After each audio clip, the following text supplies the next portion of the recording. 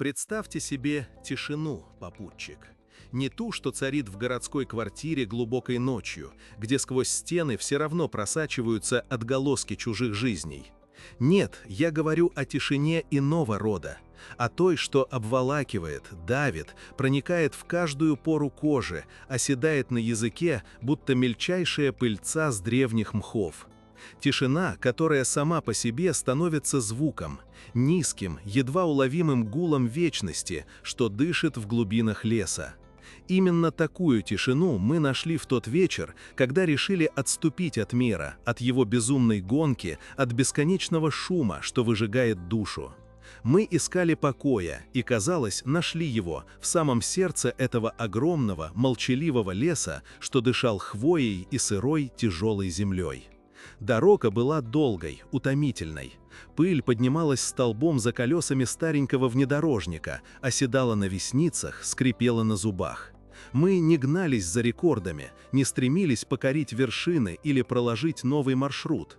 Просто ехали, куда глаза глядят, ведомые смутным желанием затеряться, раствориться в дикой природе, чтобы потом, возможно, вернуться обновленными, очищенными. Наивность, не так ли? Как будто можно просто так взять и смыть с себя все, что накопилось, лишь подышав чистым воздухом.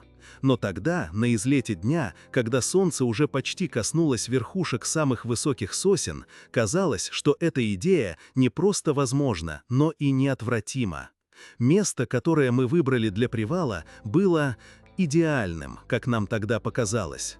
Небольшая поляна, скрытая от дороги плотными зарослями орешника и высоким папоротником, спускалась к неглубокому ручью, что лениво журчал по камням, унося с собой в неизвестность обрывки мха и опавшие листья. Воздух здесь был густым, влажным, пропитанным терпким запахом хвои, влажной земли и чем-то еще, едва уловимым, сладковато-гнилостным, что придавало ему особый, первобытный оттенок. Чувствуете, как холодок по коже пробегает, когда представляете этот запах? Он был не отталкивающим, нет, скорее интригующим, обещающим древность и тайны. Мы развели костер. Обычный, самый что ни на есть обыкновенный костер. Сложили сухие ветки, подпалили бересту. Огонь сначала робко заплясал, затем, подхватившись, жадно лизнул сухую древесину, затрещал, защелкал, выпуская в вечернее небо тонкую струйку дыма. Он был нашим маяком, нашим центром, нашим маленьким пульсирующим солнцем в наступающей тьме. Иллюзия безопасности, конечно, но тогда эта иллюзия казалась столь же реальной, как тепло, что он щедро дарил, отгоняя пробирающийся от земли холод. Оранжевые языки пламени бросали на стволы деревьев причудливые тени, заставляя их казаться живыми, танцующими, едва уловимо меняющими свои очертания. Я помню, как мы сидели вокруг него, вдыхая дым, который щипал глаза, но при этом был таким родным, таким уютным. Нас было четверо друзей, связавших себя обещанием отдохнуть от суеты мира, от его требований, от его безжалостного шума. Наши голоса были приглушенны, почти шепот, чтобы не нарушить эту хрупкую тишину, которую мы так долго искали. Мы обменивались короткими фразами, смеялись, но смех был тихим, почтительным, как будто мы находились в древнем храме, где каждый громкий звук мог оскорбить незримых богов. В тот момент мир сузился до этого круга света, до этого потрескивающего огня, до наших лиц, освещенных его золотистым сиянием. За пределами этого круга, за кромкой видимости, лежала тьма. Глубокая, непроницаемая, бархатная. Тогда она казалась дружелюбной, защитной. Она обещала укрытие, покой, забвение. Она была просто фоном, холстом, на котором мы рисовали нашу маленькую идиллию. Мы достали нехитрую провизию. Хлеб, сыр, немного вяленого мяса. Котелок с водой уже тихонько булькал над огнем, обещая горячий чай, который согреет изнутри. Каждый жест был замедленным, вдумчивым, будто мы хотели растянуть это мгновение, впитать его каждой клеточкой. Мы наблюдали, как искры взлетают вверх, исчезая в чернильной вышине, где уже начали проступать первые звезды. Они казались невероятно яркими, огромными, такими близкими, что казалось, протяни руку и дотронешься до их холодного далекого света. Никакой засветки от города, никакого смога, только чистое, бескрайнее небо и звезды, которых мы никогда не видели так отчетливо. Попутчик, вы когда-нибудь чувствовали это блаженное спокойствие? Это ощущение полной отрешенности от всего, что осталось там, за спиной, в мире людей. Когда каждая мышца расслаблена, когда шум в голове стихает и остается только присутствие здесь и сейчас. Когда кажется, что все страхи, все тревоги растворились в густом лесном воздухе, унесенные дымом костра. Это было чувство всеобъемлющего покоя, гармонии с миром, который, казалось, принял нас в свои объятия, укрыв от всего злого и тревожного. Мы были уверены, что лес — наш друг, что эта тьма — лишь занавес, за которым нет ничего, кроме деревьев, уснувших животных и мерцающих звезд. Огонь продолжал свою работу, медленно сжигая ветки, превращая их в пылающие угли, которые излучали ровное, глубокое тепло. Тени, которые он отбрасывал, были нашими тенями. Тени наших тел, наших рюкзаков, ветвей, что мы подбросили в пламя. Они танцевали, вытягивались, искажались, но всегда оставались узнаваемыми, принадлежащими нам, нашему маленькому островку света. Мы чувствовали себя защищенными, укрытыми. И никто из нас, разумеется, не мог знать, что именно это чувство покоя, эта иллюзия безопасности, эта абсолютная уверенность в дружелюбии окружающего мира и есть самая коварная ловушка. Вот так все и начиналось. С тишины, с огня, с ощущения полной абсолютной безмятежности. С того момента, когда мы были уверены, что тени, которые отбрасывал наш костер, принадлежат исключительно нам. И никто из нас не догадывался, что истинный холод, тот самый, что пробирает до костей и оседает в самой глубине души, еще только ждет своего часа, чтобы проявить себя из этой самой, казалось бы, дружелюбной тьмы. Позвольте мне пригласить вас ближе к этому мерцающему, обманчивому теплу. Сядьте, не стесняйтесь. Чувствуете, как от земли тянет сыростью? Представьте себе тишину, что окутывает лес, когда солнце уже давно скрылось за горизонтом, а луна еще не набрала полную силу. Это не та тишина, что успокаивает, это тишина, полная шорохов, скрипов, неясного дыхания, та самая, в которой слышишь биение собственного сердца. Мы тогда, помню, забрались далеко, туда, где мобильная связь не более чем легенда, а ближайший фонарный столб остался за десятками километров непролазных чащ. Воздух был густой, пах мокрой хвоей, разлагающейся листвой и чем-то еще, чем-то неопределенным, древним. Дышалось тяжело, будто легкие наполнялись не кислородом, а вековой пылью. Усталость навалилась разом, как плотный, тяжелый плащ, и единственной мыслью была костер. Костер, который обещал прогнать холод, отпугнуть невидимое и дарить хотя бы иллюзию безопасности. И мы его разожгли. Сначала тонкий ручеек дыма, цепляющийся за последние лучи угасающего неба, затем робкие язычки пламени, лижущие сухие ветки. И вот уже с нарастающим треском и гулом огонь охватил принесенные нами поленья. Он разгорался жадно, сперва робко, затем все более уверенно, отбрасывая на стволы вековых сосен и елей причудливые пляшущие фигуры. Жар начал постепенно отгонять пронизывающую сырость, что пропитала одежду, и напряжение, накопленное за день пути, стало понемногу отступать, растворяясь в пляске огня. Мы сидели вокруг, тесно прижавшись друг к другу, каждый ловил это бесценное тепло, впитывая его каждой клеточкой. Лица освещались снизу, отбрасывая наверх искаженные движущиеся тени. Наши собственные тени, длинные, колебливыеся, они тянулись от нас в глубину леса, казались верными спутниками, такими же реальными, как и мы сами.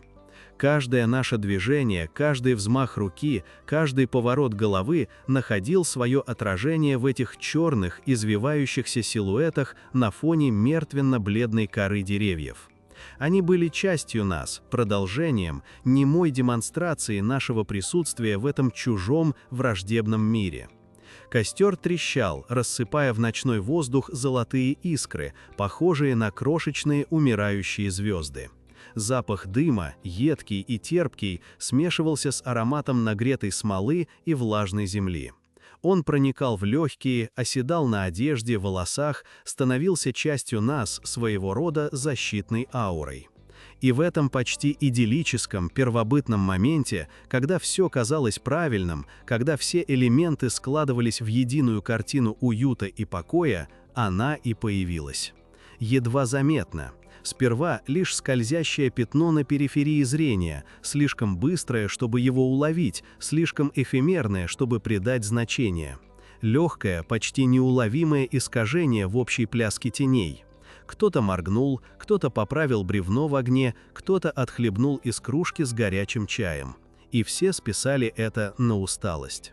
На игру света и тени, на обманчивую природу пламени, которая всегда искажает, всегда создает фантомы. Глаза привыкали к темноте, но и отвыкали от четких очертаний, становясь более восприимчивыми к иллюзиям. Так мы думали. Но затем, среди наших собственных, хорошо знакомых силуэтов, мелькнула одна лишняя. Она была не такая, как остальные. Слишком острая, с какими-то угловатыми, неестественными изломами, которые не могли принадлежать ни человеку, ни ветке дерева. Она казалась слишком высокой, вытягиваясь к верхушкам сосен, куда не дотягивались наши обычные тени. И самое страшное, она двигалась как-то отдельно. Не в такт нашим движениям, не подвластная нашим желаниям. Она скользнула по стволу, задержалась на мгновение, потом исчезла. Так же внезапно, как и появилась, оставив после себя лишь легкое, едва ощутимое эхо тревоги. Мы переглянулись, недоуменно слегка натянуться. Каждый поначалу попытался отшутиться, придумать рациональное объяснение, которое, как мы тогда надеялись, вернет утраченное спокойствие. Наверное, это ветка, ветер качнул, вот и показалось.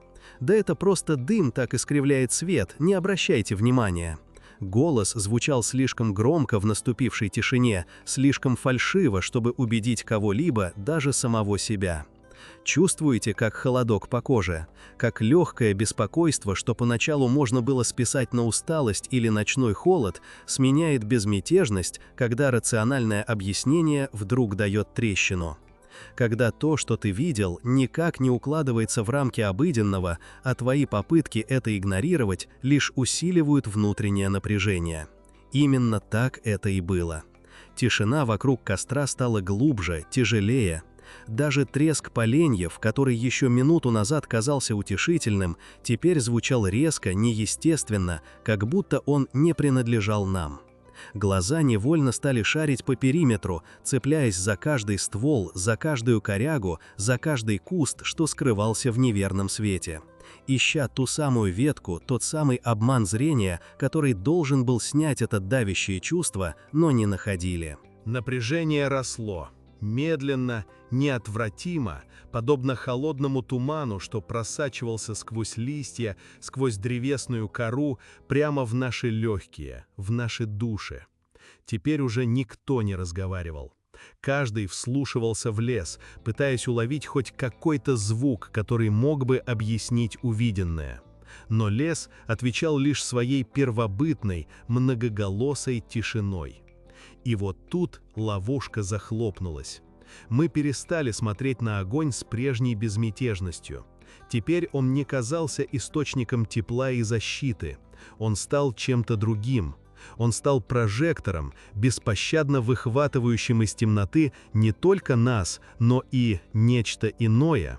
То, что, возможно, всегда было там, но лишь сейчас осмелилось проявиться.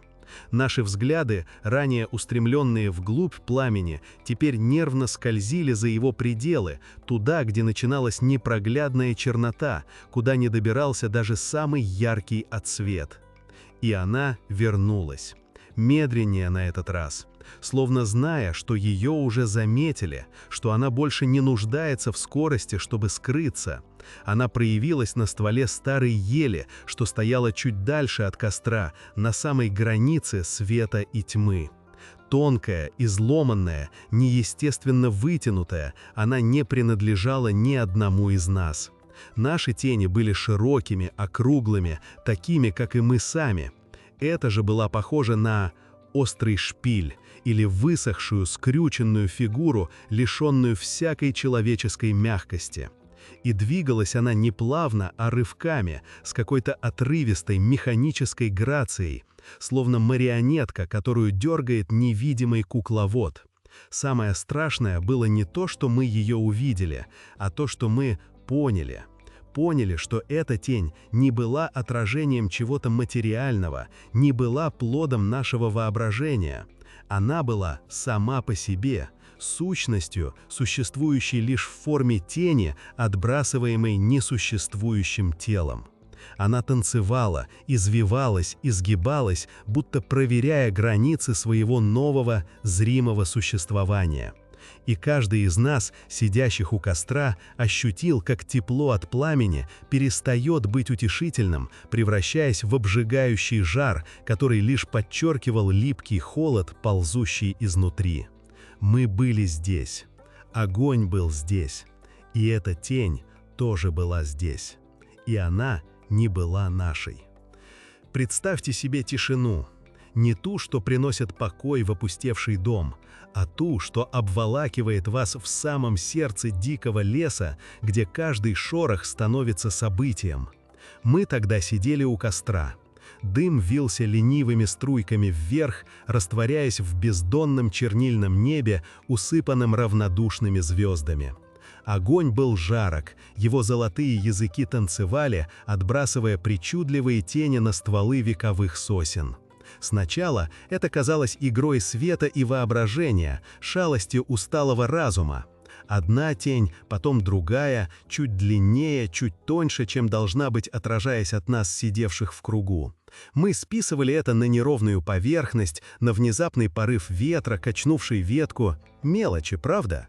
Лес всегда полон обманчивых форм и звуков. Но потом, как это обычно бывает, наступает момент, когда смех замирает на губах, а в груди поселяется липкий, холодный комок. Тени, они начали жить своей жизнью. Неспешно, почти незаметно, они отделились от нас, словно мы были лишь их временными хозяевами, а теперь они обрели свою волю.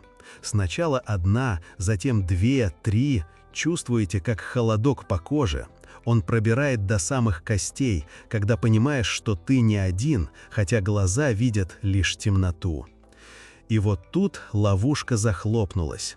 Лишние тени перестали быть случайностью, нелепой оптической иллюзией. Они множились, словно семена зла, посеянные в самой глубине ночи. Появлялись там, где никого не было и быть не могло. За камнем, что был слишком мал, чтобы скрыть человека, на голой ровной земле, где не было ни ветки, ни куста, чтобы отбросить подобное искажение. Они двигались. Не суетливо, не торопливо, а с какой-то жуткой синхронной грацией, но не с нами. Наши движения были хаотичны, кто-то потянулся за кружкой, кто-то поправил полено, а их тени скользили плавно, словно невидимая рука вела их в зловещем балете. Иногда они казались ближе, чем могли быть, обволакивая нашу спину, касаясь плеча незримым прикосновением, от которого волоски вставали дыбом. Иногда растворялись в абсолютной темноте, становясь частью той бездонной черноты, что окружала наш крошечный островок света. А потом тут же возникали за спиной, словно просочившись сквозь ткань реальности, чтобы напомнить о своем присутствии, своем неумолимом приближении. Это был не просто страх, это было осознание того, что законы, которым мы привыкли доверять, здесь не работают. Шепот леса, который раньше успокаивал, убаюкивал обещанием покоя и уединения, теперь звучал совсем иначе. Это был не шелест листвы, не пение ветра в кронах. Это были чужие голоса, крадущиеся из-за деревьев, едва различимые, словно кто-то перешептывался на грани слышимости. Они не говорили слов, нет. Это были звуки, которые разум отказывался узнавать, но душа реагировала на них первобытным ужасом.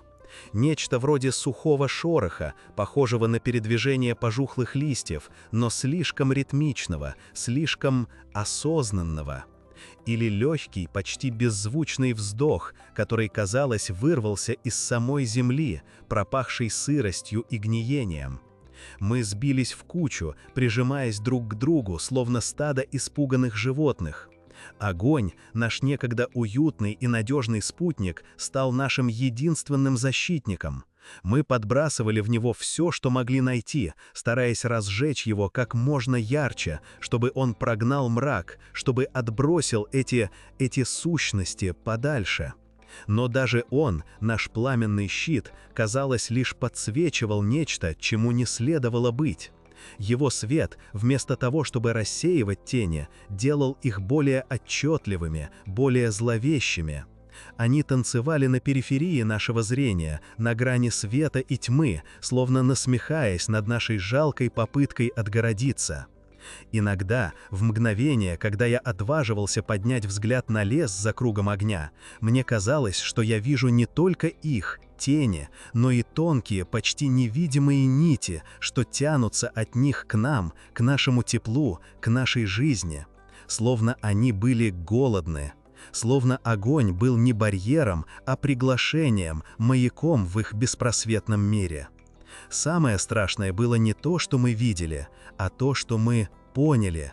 Поняли, что наш костер, который должен был быть символом безопасности, на самом деле стал сценой для их жуткого танца, а мы были лишь марионетками, чьи нити уже начали дергать. И лес вокруг нас, казалось, ждал, когда этот танец завершится. Ждал, когда мы окончательно растворимся в его вечной, непроницаемой тьме, оставив после себя лишь холодный пепел и, возможно, еще несколько лишних теней. Представьте себе тишину. Нет, не ту мирную тишину, что окутывает загородный дом поздней ночью, когда ветер замирает, а сверчки, кажется, уснули. Я говорю о другой тишине, о той, что наступает, когда лес, полный своих невидимых обитателей, вдруг замирает, словно прислушиваясь. В тот вечер у нашего костра, высоко в горах, где воздух был так чист, что казалось, можно разглядеть каждую звездочку, именно такая тишина и опустилась. Она была тяжелой, липкой, обволакивающей, как мокрая паутина, и несла с собой не покой, а предчувствие. Мы развели костер, как обычно. Треск сучьев, живые языки пламени, пляшущие в темноте, обещали тепло и защиту. Мы сидели вокруг него, вдыхая дым, смешанный с запахом влажной земли и хвои, пытаясь отогнать легкую нервозность, что прокралась к нам незаметно. Лес вокруг был стеной. Черный, непроницаемый, изредка подсвечиваемый вспышками пламени, когда очередная порция дров поддавалась огню. И вот тут-то и началось. Тени. Они были не нашими. Сначала это было лишь смутное ощущение, что-то неправильное на периферии зрения. Тот самый мимолетный силуэт, который исчезает, стоит лишь на него взглянуть прямо. Мы списывали это на усталость, на игру света и тени, на слишком яркий костер, который сам по себе мог рисовать причудливые узоры. Но чем дольше мы смотрели, чем дольше вслушивались в эту неестественную тишину, тем явственнее становилось, тени вокруг нас двигались. Они извивались, вытягивались из-за деревьев, из ниоткуда, становясь тоньше и выше, чем могли бы быть от наших фигур. Они не отбрасывались от нас. Они, казалось, жили своей собственной невидимой жизнью, танцуя на границе нашего маленького островка света. Чувствуете, как холодок по коже? Именно такой холодок пробегал по нашим спинам, не от горного ветра, а от осознания. Это был липкий, проникающий холод, словно кто-то прошелся по тебе пальцами, покрытыми инеем. Мы перестали разговаривать, перестали даже шептаться. Остался только треск костра, который, вместо того, чтобы утешать, теперь казался слишком громким, слишком уязвимым в этой всепоглощающей тьме. Каждый из нас чувствовал на себе этот невидимый, но абсолютно осязаемый взгляд, проникающий сквозь ветви, сквозь наши затылки. Один из нас, Дэн, самый шумный, самый смелый, всегда первый рвавшийся в любую передрягу, не выдержал. Он вскочил, его лицо было бледным, но глаза горели какой-то отчаянной решимостью. Он схватил обломок сухой ветки, который лежал рядом, и, набрав полные легкие воздуха, попытался крикнуть. Это был не боевой клич, нет. Это был скорее надрывный, хриплый возглас, смесь ярости и первобытного страха, направленный куда-то в непроглядную черноту, что окружало нас. Он бросил ветку, не целясь, просто чтобы нарушить эту проклятую тишину, чтобы хоть как-то заявить о своем присутствии, о своем сопротивлении. Ветка с глухим стуком исчезла где-то в кустах, и звук ее падения растворился, не долетев до наших ушей. Словно лес поглотил его, не оставив и следа. И тени ответили. Они не исчезли, нет. Ни один из нас не ожидал, что они просто растворятся от звука или брошенного предмета. Но мы также не ожидали этого. Тени, до этого лишь скользившие по кромке нашего зрения, начали двигаться целенаправленно, медленно, с какой-то жуткой, неспешной грацией. Они растянулись, они стали выше, невероятно выше, чем могли быть тени от любых деревьев или кустов. Тонкие, как нити, но при этом обладающие какой-то жуткой плотностью, они вытянулись вверх, казалось, касаясь невидимого потолка над нами. Затем они начали сплетаться, медленно двигаясь друг к другу, окружая наш маленький островок света, будто живая изгородь, непроницаемая, черная, колебающаяся ограда, которая не давала нам увидеть ничего, кроме пламени костра и друг друга. Самое страшное было не то, что он увидел, а то, что он понял, и мы поняли это вместе с ним. В тот момент, когда эти тени, эти незримые, но ощутимые сущности сомкнулись вокруг нас, нас пронизло ледяное осознание. Огонь, наш спасительный, теплый, защищающий огонь, он не отпугивал их, нет, он, наоборот, притягивал. Костер, который мы развели для тепла и безопасности, был не щитом, а маяком. Он был ярким, мигающим сигналом для того, что пряталось в глубине леса, для того, что, возможно, наблюдало за нами с самого начала, с тех пор, как мы ступили на эту землю. Этот огонь, который должен был быть нашим другом, теперь кричал в темноту: «Мы здесь, мы уязвимы, мы ждем». И теперь, когда тени сомкнулись, мы чувствовали, как эти невидимые существа, которых мы так старательно не хотели замечать, перестали прятаться. Они были прямо за этой живой изгородью из тьмы. Они были повсюду. Каждая ветка, каждый камень, каждая капля росы на траве – все это, казалось, стало их глазами. Тысячи невидимых глаз, устремленных на нас, на наш костер, на наше жалкое мигающее пламя.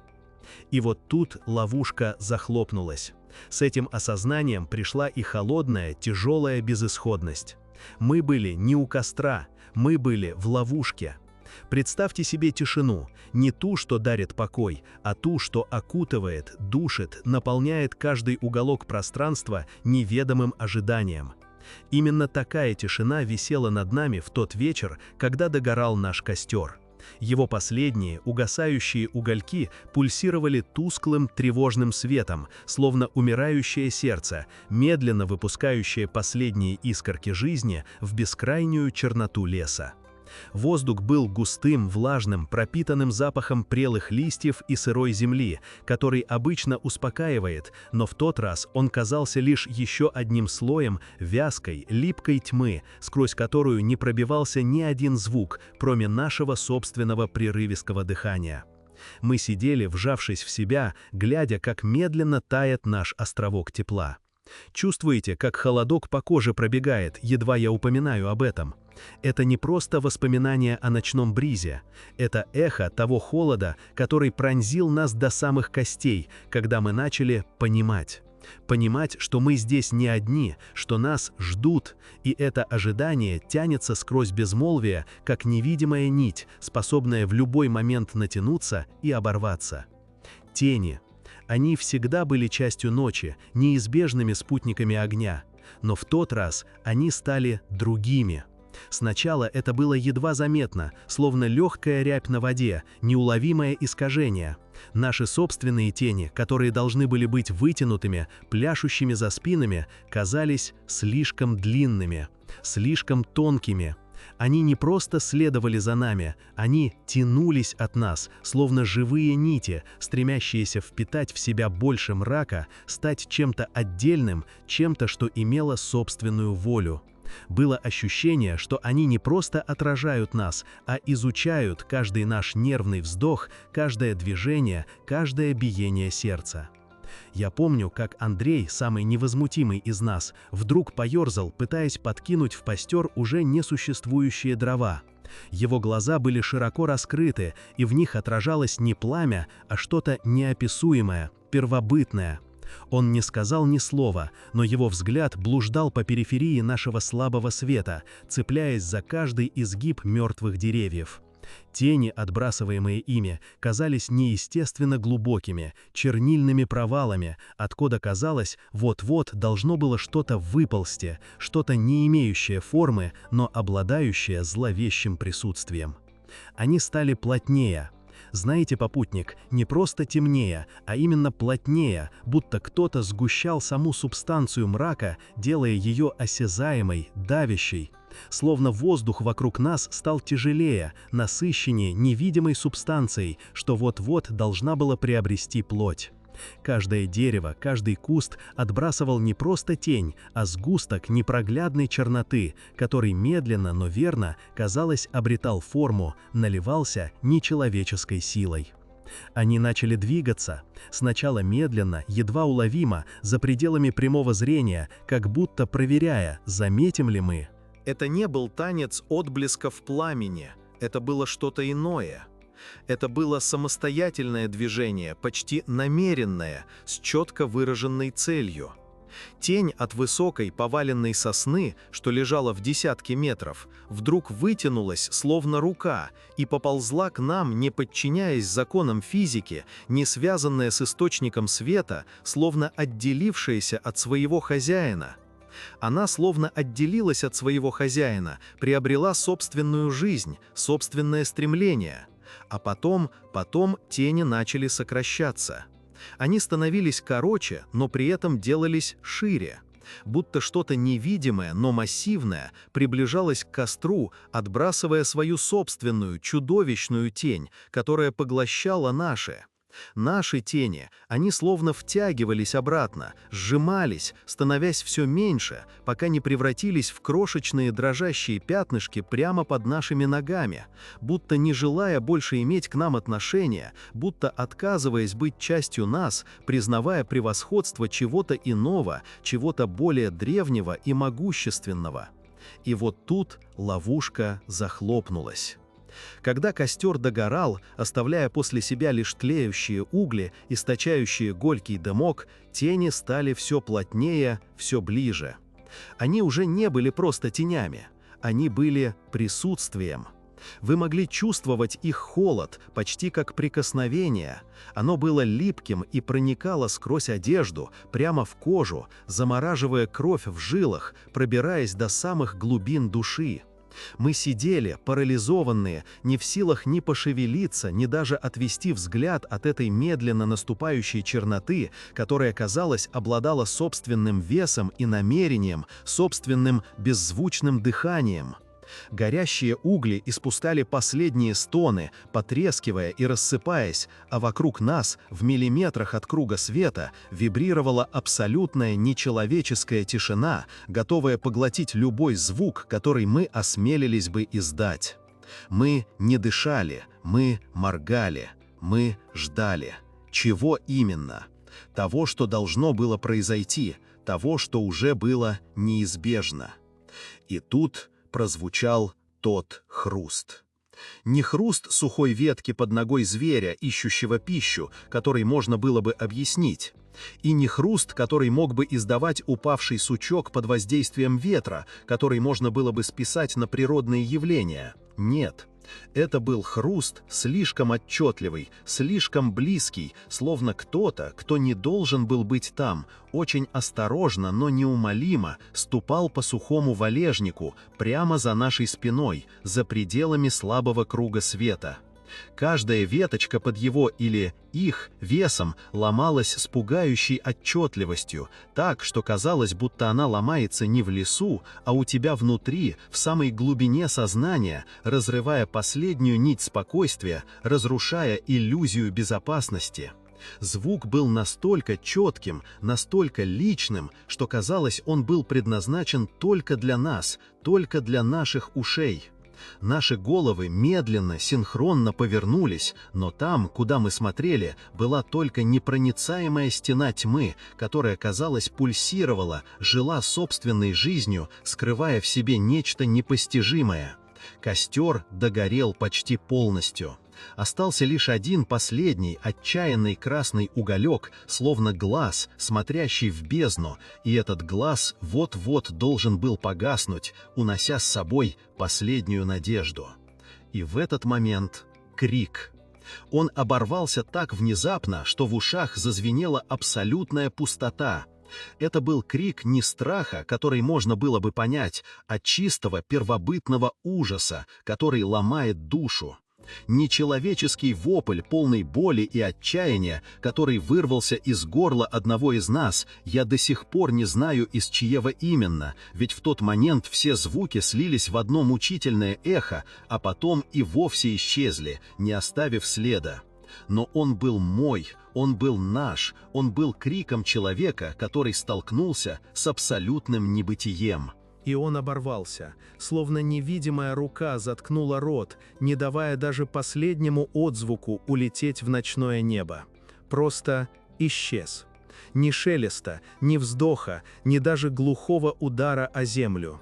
Только абсолютная, звенящая пустота, которая была хуже любого шума, потому что она означала полное, безвозвратное исчезновение. Исчезновение, которое могло постигнуть любого из нас в следующее мгновение, без предупреждения, без шанса на сопротивление. И вот тут ловушка захлопнулась окончательно. Мы бежали. Или пытались. Ноги не слушались, сердце колотилось где-то в горле, а легкие отказывались вдыхать этот густой, липкий воздух, пропахший страхом и землей, тяжелый от невысказанного ужаса. Куда бежать?